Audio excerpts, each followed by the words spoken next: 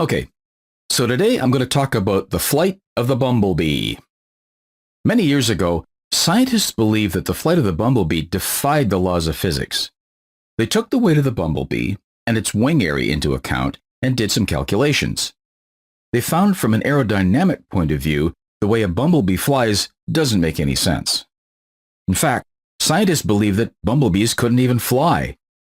That's why there's a famous quote, "Aerodynamically, the bumblebee shouldn't be able to fly, but the bumblebee doesn't know it, so it goes on flying anyway."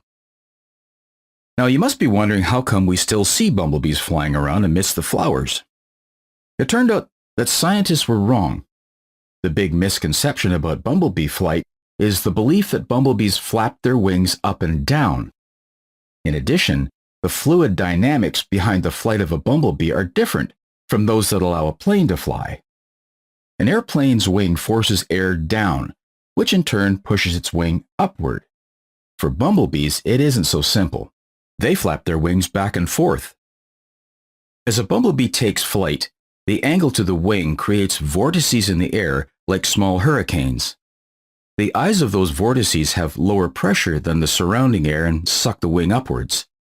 This is what gives the bumblebee the extra bit of lift it needs to buzz around from flower to flower. It's just like if you move a spoon through a cup of coffee, you'll see the flow swirl around the sharp edge.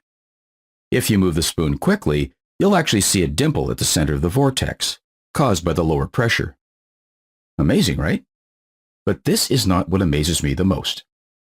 What I am most intrigued by is how these bees are able to find the most efficient route between flowers. You see, bumblebees foraging for nectar and flowers are like salesmen traveling between towns. Both seek the optimal route to minimize their travel costs. In order to find out how they achieve this, a team of researchers conducted an experiment. They trained the bees to forage nectar from 5 blue artificial flowers. Each artificial flower had a yellow landing platform and a single drop of sucrose, just enough to fill 1/5 of a bumblebee's tank capacity. This ensured that the bees would visit all 5 flowers on each foraging route. The researchers arranged the flowers in a pentagon and spaced them 50 meters apart. This distance is more than 3 times as far as bumblebees can see, so the bees must actively fly around to locate their next target. A motion-triggered webcam was attached to each flower to record the bees' visits. Then, every day for a month, each bee was freed to forage for 7 hours. At first, the bumblebees visited the flower nearest to their nest, and then the next closest flower. It appeared that the bees kept track, that is, they remembered, the total distance traveled on each foraging trip. They tried new routes to increase their efficiency, and if a route was shorter, they used this route instead. If not, they abandoned it.